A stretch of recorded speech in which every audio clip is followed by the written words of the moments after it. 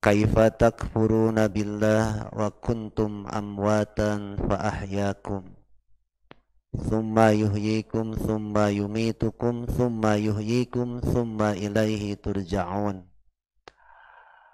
Al-ayah. Wa qala Rasulullah sallallahu alaihi wasallam aksiru dzikra hadzimil ladzat, yakni al-maut. Al-hadis. Ikhwatu iman, jamaah ahli pengajian yang dirahmati Allah Subhanahu wa taala, khususnya yang berada di Masjid Al-Haq, tepatnya di Jalan Adipati Agung, Balai Endah, Kabupaten Bandung, dan umumnya jamaah pengajian yang menyimak melalui live streaming di channel YouTube kami di Dialog Islam TV dan di channel YouTube Dakwah Persatuan Islam. Maha suci Allah, pada malam ini, tepatnya malam Ahad atau Ahad malam, kita dipertemukan kembali oleh Allah Subhanahu wa taala untuk memanfaatkan sisa-sisa usia kita atau jatah usia kita dengan cara dimakmurkan agar menjadi umur yang barokah. Sebab kalau dilihat dari segi angka, usia kita ada yang bertambah, tetapi belum tentu makmur atau belum tentu penuh dengan kebaikan, bisa jadi bertambah keburukan atau dosa. Dan pada ujung-ujungnya, seberapapun orang kuat mempertahankan usia, mempertahankan umur, maka tidak akan bisa melawan sang penghancur kelezatan, kemewahan yang ada di muka bumi ini. Segala fasilitas, kemewahan, kemajuan itu akan lenyap, akan hilang manakala maut menjemput kita semua. Dan sudah waktunya sekarang kita mengubah persepsi tentang kematian, bukan lagi sebagai peristiwa duka cita dan kesedihan, tetapi hendaklah kematian itu dijadikan satu kemenangan dalam perjalanan hidup. Oleh karena itu, sebelum kita mati, alangkah baiknya kita pun berlatih untuk menjemput kematian agar tidak berat, agar lepas, agar mudah keluar ruh itu dari jasad kita semua. Oleh karena itu, ada beberapa yang perlu kita latih sebelum kita mati, sebelum kita dijemput oleh kematian. Yang pertama, masalah keyakinan. Yakin dan menyadari dengan sesadar-sadarnya bahwa segala sesuatu baik adanya akan berujung kebaikan. Selalu ada kebaikan walaupun nampaknya susah sekalipun. Jadi inilah pondasi yang sangat penting ketika nyawa kita tengah berada di ujung tanduk. Kebaikan yang selalu kita yakini dan pikirkan akan membuat kita menyambut kematian dengan kepasrahan dan kerelaan. Putusnya nyawa dan keluarnya jiwa dari tubuh fisik kita akan lancar, sama seperti ketika buang hajat besar. Semakin kita rileks, semakin kita tenang, akan semakin mudah. Tetapi semakin kita tegang, maka akan semakin susah lepas. Nyawa meninggalkan raga. Latihan yang kedua adalah berlatih melepaskan segala sesuatu yang selama ini kita anggap sebagai hak dan milik kita. Sadarilah bahwa kita tidak memiliki apa-apa dan tidak berhak atas apapun, termasuk memikirkan nasib orang-orang yang kita kasihi yang akan kita tinggalkan. Bukan urusan dan tanggung jawab kita, sebab mereka adalah milik Allah dan masing-masing memiliki urusannya sendiri dengan Allah Subhanahu wa taala. Lepaskan juga segala urusan harta, kekayaan dan apapun yang masih mengikat dan menguasai kita sejak sekarang selagi kita masih hidup. Artinya latihan mental agar kita tidak terus-menerus khawatir dan memikirkan sesuatu yang nantinya akan kita tinggalkan. Melepaskan dalam pengertian melepaskan dendam, kemarahan, kepahitan, luka batin yang masih ada. Bersihkanlah mulai dari sekarang hingga tidak ada sama sekali dalam diri kita. Berilah maaf kepada mereka yang pernah menyakiti kita, mengkhianati, mengakali kita. Berilah kepada mereka kemaafan yang seikhlas-ikhlasnya. Latihan ini pun tidak bisa berhenti dilihat dari segi mental, namun harus kita lihat juga dari segi fisik. Yang memang tubuh atau fisik kita nantinya akan kita tinggalkan. Tapi lebih enak mana? Meninggal dengan sehat atau dengan sakit? Berlatihlah menghormati dan menghargai tubuh kita mulai dari sekarang. Mulailah belajar mendengarkan suaranya. Apa yang sebenarnya dia butuhkan, bukan apa yang kita butuhkan. Oleh karena itu, marilah kita memberikan apa yang diinginkan oleh tubuh kita agar dia tidak membangkang atau menusuk dari belakang pada saat kita tidak berdaya.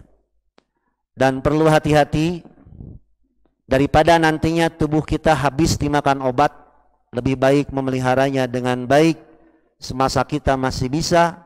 Berikan makanan yang sehat, olahraga yang cukup, sinar matahari pagi dan air bersih yang sesuai dengan kebutuhan. Dan itulah yang sudah kita lakukan, sedang dan akan kita lakukan. Baik hadirin ikhwatu iman, jamaah pengajian yang dirahmati Allah Subhanahu wa taala. Tema yang akan kita bahas tentu saja berseri karena tidak akan selesai pada malam ini. Dan tema yang diusung sehubungan dengan salah satu ikhwan kita, salah satu pengurus kader perjuangan dakwah di Masjid Al-Haq, meminta kepada saya untuk membahas tentang fikih janaiz atau hukum-hukum yang berkaitan dengan jenazah. Jenazah atau yang sebut mayit atau disebut juga janazah. Janazah mayitun artinya orang yang sudah mati. Kalau belum mati disebut mauta. Kematian disebut mautun. Tapi kalau mauta memakai alif lazimah atau alif maksurah menurut santri, maka itu adalah orang-orang yang akan mati. Atau boleh diterjemahkan orang yang sedang sakarat. Sakarat artinya mabuk, tidak jelas mana hitam mana putih, samar antara hitam dan putih, tidak jelas mana arah, tempat dan sebagainya. Makanya disebut mauta. Ketika kita menjenguk orang yang sedang sakarat, baik di rumah sakit ataupun di rumah, jangan ditinggalkan sendirian. apalagi oleh keluarganya. Jadi bukan kalimat asyhadu alla ilaha illallah wahdahu la syarikalah wa asyhadu anna muhammadar rasulullah. Tapi yang harus diajarkan itu adalah la ilaha illallah.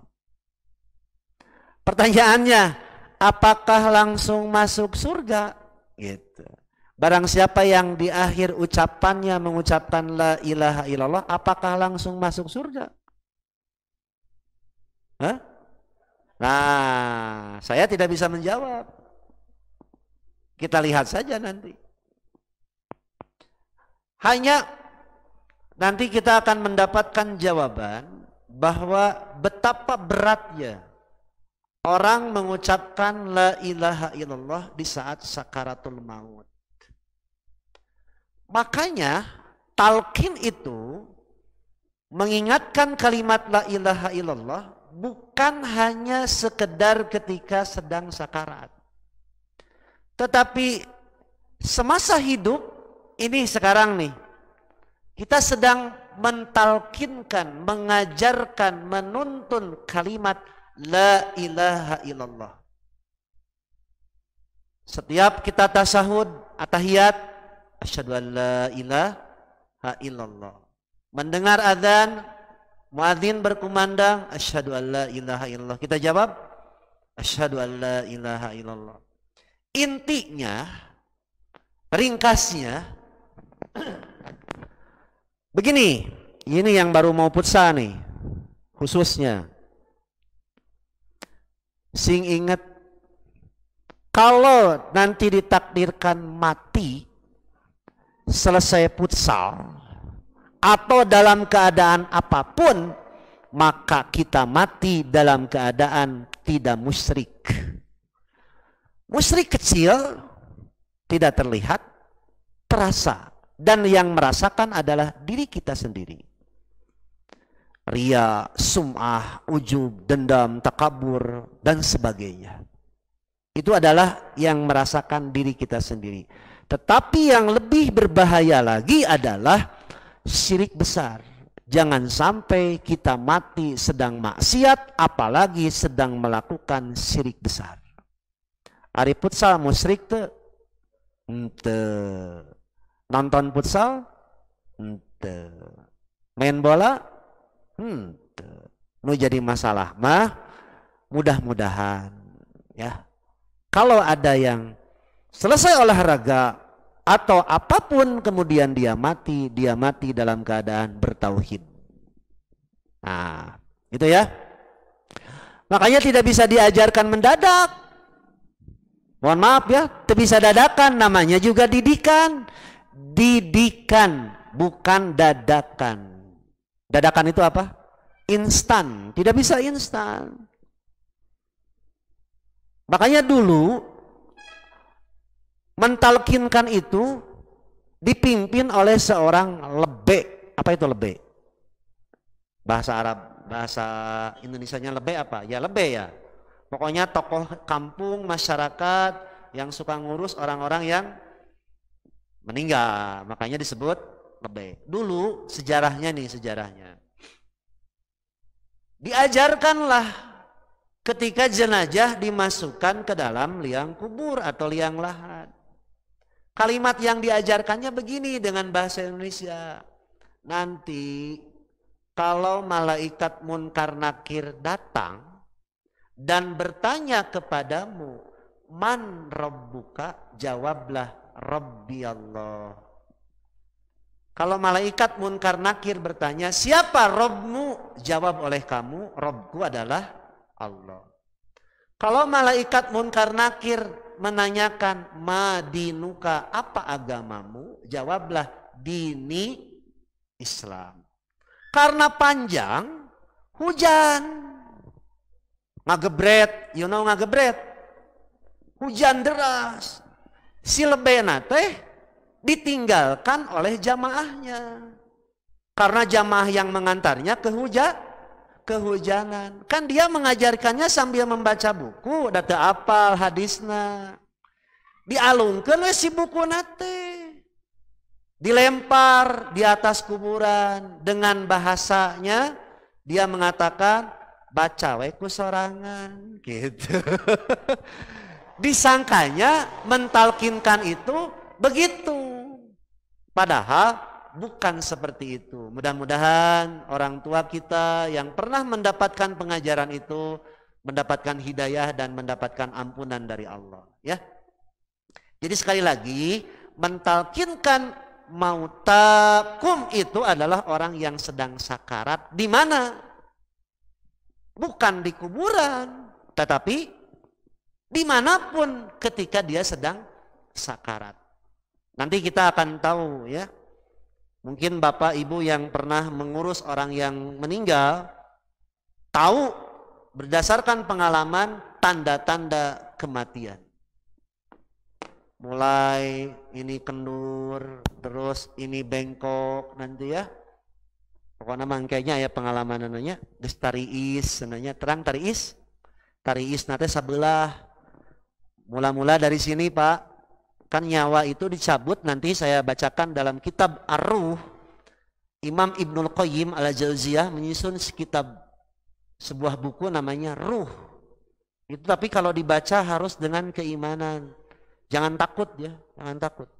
Nanti kita bahas di sini, kan berseri ini. Karena kematian itu bukan hanya milik orang tua. Kita pun yang masih muda-muda, aduh kita. Nu ngarora ieu ya, sarua tareh maut. Saheula we. Nya, atuh bade ayi heula mangga. Abdi mangke mangga. Atuh engke ti payun, ayi mangga. Gitu ya.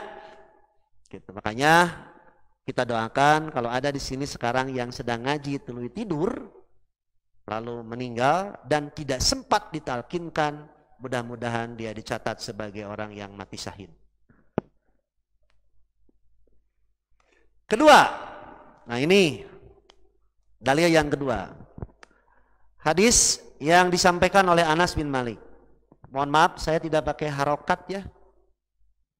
Ngahaja era di harokatan deh. Bisi salah. Komo ngaji ke orang Cigonewah Pak. Ulah disangka orang Cigonewah nini jeung aki-aki tarungkul nya ngajina teh jiga nunutan. Eta teh sarareukeut ilmu nahwuna teh jeung sorobna teh. Aduh, nyieun makalah di Jabaran salah disengserikeun. Ngarah salamet tong di Jabaran. Nya salamet. Kumaha Ustaz macana? Kumaha we. Punten ya sanes bade ujub ya mah. Bisi hidup engke jaga jadi khotib, jadi ustad, ustadah. Macakeun hadis sing apik. Makanya saya sekarang hati-hati. Di belakang saya itu ada ustad, ada guru, bisa jadi mereka lebih paham daripada saya. Orang bismillah ya. Sok tingali kana bor. Anna Rasulullah sallallahu alaihi wasallam. Tong dibaca anna Rasulullah. Lamun dibaca anna Rasulullah eta teh tijalikeun dinu caang. Tahu? Tijalikeun dinu caang? Nu kuduna ulah labuh. Labuh. Geus sakitu caang lampu labuh keneh wae. Berarti naon? Malaweung. Siap. Jadi dibacana naon Pak? Anna Rasulullah. Lalu lah komo dibaca anna Rasulillah. Aduh eta teh rawing ceuli teh. Tijalikeun dinu caang. Siap. Terus ke anna Rasulullah sallallahu alaihi wasallam. Kade ulah maca sallallahu salam. Sallallahu sing baleg. Sallallahu alaihi wasallam. Salawat sanes. Adoakeun sanes. Ada.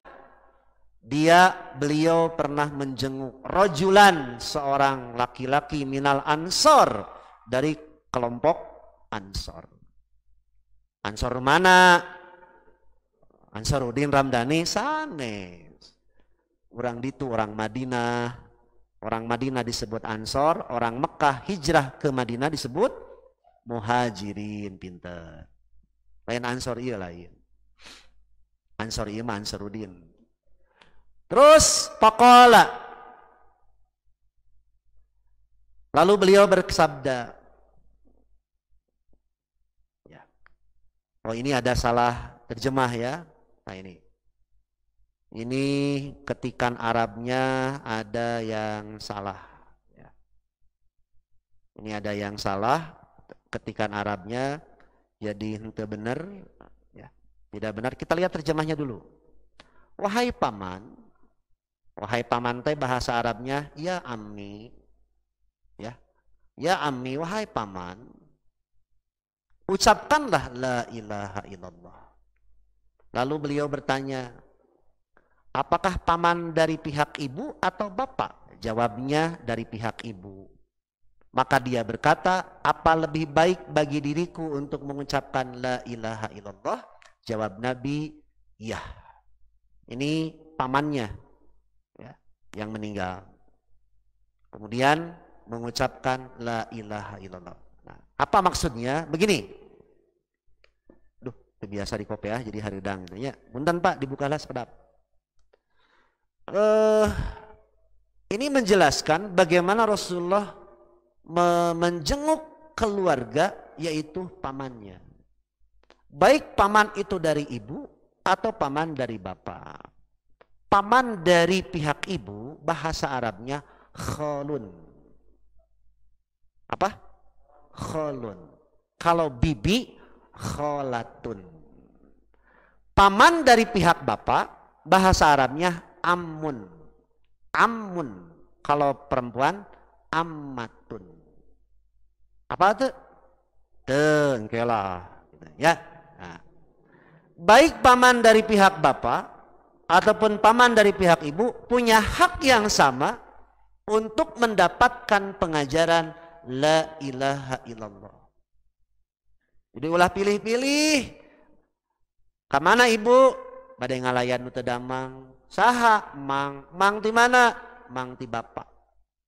Dan nanti ketika ada paman dari pihak ibu sakit, maka dia pun berhak untuk dikunjungi dan diajarkan kalimat la ilaha illallah. Itu yang intinya. Kedua, ini yang tadi saya sampaikan, mendoakan kebaikan kepada orang yang sakit atau yang sedang sakarat. Ini hadisnya Ummu Salamah. Jam seberapa itu? 15 menit deh. Rasulullah Shallallahu Alaihi Wasallam mengatakan, idza hadartum, jika kamu menghadiri al-marido, orang yang sedang sakit, awil mayyita, atau menjelang kematian, faqulu, maka katakanlah oleh kamu khairon, kebaikan. Fa innal malaikah, sebab sesungguhnya para malaikat yu'amminuna, mereka akan mengaminkan. Awas, macanan tong yu'minuna. Amun dibaca yu'minuna beriman, tapi di sini dibacanya apa?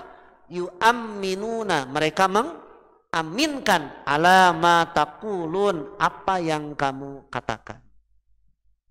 Ngan moal kadenge misalnya kieu, Bapak datang tuh menjenguk orang yang sedang sakit. Mudah-mudahan Allah memberikan kesabaran, kekuatan, dan kesembuhan. Itu nanti diaminkan oleh malaikat. Tapi jangan harap kita mendengar amin dari malaikat itu. Terus, nah ini yang penting. Yang kedua ini, bolehkah kita menghadiri orang kafir ketika sakarat? Nah, bolehkah kita menghadiri orang kafir sedang sakarat? Jawabannya boleh. Menghadiri orang kafir menjelang kematian atau sedang sakarat agar dia masuk Islam. Agar dia masuk Islam. Ini hadisnya. Kana gulamu Yahudiyin. Ada seorang anak Yahudi, yakhdumun Nabiyya sallallahu alaihi wasallam, pernah membantu Nabi, bekerja di rumah Nabi. Pamarido, lalu dia sakit. Fa'atahun Nabiyyu sallallahu alaihi wasallam ya'uduhu, lalu datang Nabi kepada dia menjenguknya. Faqa'ada 'inda ra'sih, lalu dia duduk di sebelah kepalanya. Faqala lahu. Lalu Nabi berkata kepada anak itu, anak si Yahudi itu, aslim. Masuk Islamlah kamu. Panadhara ila abihi wa huwa indah. Lalu anak itu melihat ke bapaknya yang ada di sampingnya. Mencek bahasa Sunda nama kieu ngaleret panaonna teh. Kagigireun aya bapana. Isyarat eta teh, isyarat. Pak, ieu Nabi nitah asup Islam, kumaha kitu disundakeun mah eta teh. Faqala lahu, lalu bapaknya berkata kepada anak itu, "Ati', taatlah, ikutilah Abul Qasim." Perintah Abul Qasim. Siapa Abul Qasim? Rasulullah. Siapa Qasim itu? Putranya. Kalau bapak ibu punya anak namanya Qasim, tidak boleh bapak disebut Abul Qasim. Abul Qasim itu kunyah khusus bagi Nabi saja. Kunyah itu apa? Nama anak disandarkan kepada nama bapak atau nama bapak disandarkan kepada nama anak. Contoh, saya punya anak namanya Najwa. Saya bapaknya disebut Abu Najwa. Abu Najwa itu naon? Bapaknya Najwa. Ibu punya anak namanya Eis. Ibu sebagai ibunya disebut Ummu Eis. Itu namanya kunyah. Atau sebaliknya, anak disandarkan kepada bapak. Saya punya bapak namanya Taryat. Saya disebut Ibnu Taryat. Agi punya bapak namanya Agus, disebut Ibnu Agus. Non Ibnu teh anak, Agus bapak anak. Nah, nanti nyambung. Bolehkah seorang istri dipanggil dengan nama suaminya? Contoh, Pasab Kumar punya istri namanya Eis. Pasab Kumar disebut astagfirullahaladzim. Nah jadi liur. Oh candahar. Ginum malah. Aduh. Aing asa error. Oh candahar. Pasab Kumar punya istri namanya Eis. Eis dipanggil Ibu Sab Kumar. Boleh? Boleh. Untuk mengenalkan kepada orang Balai Endah bahwa Eis yang ini bukan Eis istrinya Pak Agus, tapi Eis istrinya Pak Sab Kumar. Boleh? Boleh. Yang tidak boleh itu mengatakan mengganti nama Eis dengan bapaknya, Eis binti Sab Kumar. Sementara kan bapaknya bukan Pak Sab Kumar. Siapa? Siapa? Ramana teh Haji Sa? Hah? Haji Nanang. Eis binti Haji Nanang. Dan itu yang tidak boleh mengganti nasab bapaknya. Termasuk adopsi anak. Boleh kita mengadopsi anak? Boleh. Yang tidak boleh itu mengganti nasabnya, bapaknya. Saya nggak punya anak, mengadopsi anak orang lain. Nah, anak itu namanya bapaknya Agus, bayinya Agus di Agus dayanya. Bager sih. Terus diganti oleh saya karena diadopsi oleh saya, diganti menjadi bin Ansor. Anaknya Ansor itu nggak boleh. Haram hukumnya. Dalilnya surat Al-Ahzab ayat keempat. Itu ada. Teruskan ya. Tadi kita sampai kemana? Si anak itu menoleh ke bapaknya ketika disuruh masuk Islam. Kata bapaknya, turutilah perintah Rasulullah. Pak aslama. Lalu dia masuk Islam. Pak kharajan Nabi sallallahu alaihi wasallam. Kemudian Nabi keluar. Wa huwa yaqul, sambil mengatakan, alhamdulillahilladzi anqadhahu minan nar. Segala puji bagi Allah yang telah menyelamatkan dia, anak itu, dari neraka. Falamma mata. Dan ketika anak itu meninggal, qala, Rasulullah mengatakan, sallu ala sahibikum, salatkanlah oleh kamu saudara-saudara kamu. Padahal sebelumnya Yahudi. Jadi itulah toleransi umat Islam. Tapi bapak wanita gitu. Kata tangga orang kafir datang. Bejana cenah gering budak didinya. Mana ngatu orang ngalongok datang. Aslim. Cek anak nanti. Oh, mana? Mau dikitukannya. Nah, itu ternyata kalau kita melihat prosesnya, si anak Yahudi itu kan bekerja dengan Nabi. Melihat bagaimana rumah tangga Nabi, melihat bagaimana akhlaknya Nabi. Ya kan? Satu ketika dia sakit dan Nabi sendiri sebagai majikannya turun menjenguk. Nah, ini contoh bagi kita. Jangan sampai kita punya karyawan nepi ka maot tengah longok-longok acan. Cukup menyebutkan sibuk waktu bari jeung kesangna diperes. Ari cita-cita hayang surga jiga Nabi. Ari ahlak jauh jeung Nabi. Tingali Nabi. Punya pembantu orang Yahudi. Sakit di jenguk. Urang mah boga asisten rumah tangga geus puluhan tahun gering sugan aya kaingetan kalakah gajina dipotong. Matak gering oge nya gering. Kudu nama dilongok dibere duit lain dipotong gaji. Bener tuh? Saha contohna? Nabi. Eranya. Mun teh era teh kacida we. Daerah tuh ari cita-cita hayang asup surgana hayang sarua jeung Nabi ka pembantu teu ngalongok. Bari jeung ieu mah pembantuna Yahudi. Komo deui meureun lamun pembantuna muslim. Bari jeung digawe jeung urang. Doraka tasia. Make sia saeutik. Nah, dina hadis nama siah eueuh. Paham? Oke. Nah jadi kadinya Ustaz, bae we. Boleh menghadiri orang kafir sakit? Dibalik. Boleh menghadiri orang kafir yang sedang sakit? Boleh. Boleh mentalkinkan? Boleh jika dia sudah masuk Islam. Dan ternyata itu prosesnya panjang. Jadi punten paknya rada nyerempet sakedik. Lamun urang boga pagawe punya bawahan tenurut ka urang bisa jadi urang teh tara turun ka handap. Naon tara turun teh tara perhatian cik kali-kali mah datang atuh ka imahna tingali imahna teh gitu. Kan Nabi mah begitu. Kalau selesai sholat kan menghadap ke makmum. Aqbala alaina biwajhihi.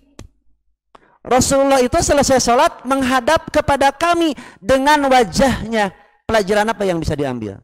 Seorang pemimpin, seorang majikan, seorang atasan perhatian kepada tanggung jawabnya. Datang ke imah atau kirang bara ngalongok nanyakeun. Naon kirang bara teh? Peperiheun. Naon peperiheun teh bahasa Indonesia na? Hasanya bahasa Sunda teh kirang bara peperiheun. Atuh tengah longok nanyakeun. Misalnya nih, saya nanti nih sholat Isya. Barang ditinggali teh, ketika saya melihat, kamana Haji Alam? Biasa nama adan. Nanyakeun, naik ka pawawan kamana Haji Alam? Nuju teh Damang. Oh gitu. Atuh longok. Gitu nya. Mun tengah longok, doakeun. Lain digaji na dipotong. Nah teu dipotong gajina, da teu digaji. Gitu ya. Nah itulah akhlak seorang muslim. Jam 8 geuningan atos cekap bade pulsa geus kekejetan we ya. Abdi teh bade pulsa ya sekedap deui. Nah nanti bulan depan karena malam minggu depan bukan jadwal saya, kita akan membahas tentang bagaimana ruh itu keluar dari jasad. Ruh.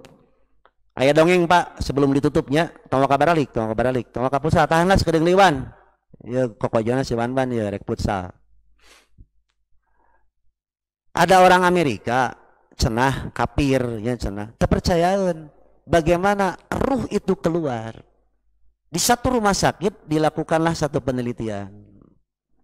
Orang yang sedang sakarat itu ditutup di ruangan kaca. Di ruangan kaca tertutup. Ingin tahu bagaimana proses keluarnya ruh dari jasadnya. Kan dari sini Pak, puntennya dari ibu jari si ruh itu diangkat Kan dalam Quran dikatakan akhriju anfusakum, keluarkankah ruh kamu itu, nyawanya mah keluarkan. Itu malaikat nanti akan berdialog dengan orang yang sedang sakaraat. Hei, keluarkan, buru. Nah, dari sini, dari ibu jari sabelah terus ke dia, puncaknya di sini, di kerongkongan. Disinilah akan terjadi tarik ulur antara dia mau melepaskan dengan sukarela, seperti buang hajat besar. Pak, kalau Bapak buang hajat besar, entong ngebeten. Tahu ngebeten? Kantong gitu. Relax. Apa relax teh? Tenang.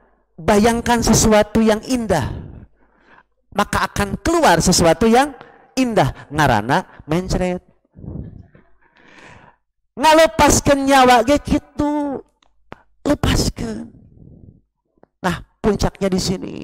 Sehingga nanti akan keluar ruh itu melalui mulut dan diikuti oleh pandangan. Maka Rasulullah mengamalkan, mempraktekkan, tutuplah kedua matanya. Aya doana lamun urang sakarat.